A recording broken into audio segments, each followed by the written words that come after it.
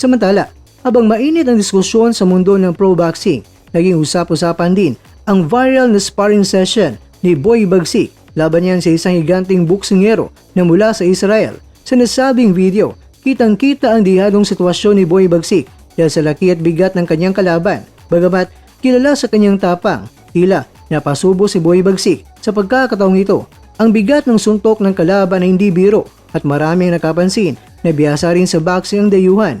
Sa gitna ng palitan, makikita ang determinasyon ni Boy Bagsik.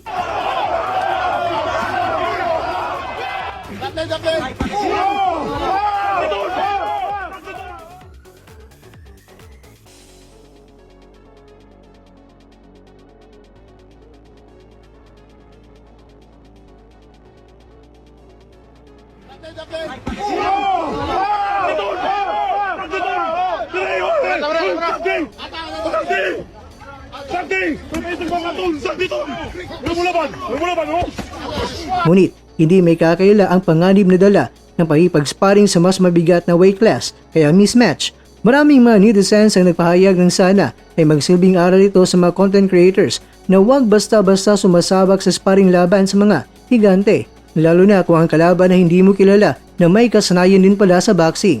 Kaya iba talaga ang bagsak ng kamao kapag may bigat ng timbang na pinaghuhugutan.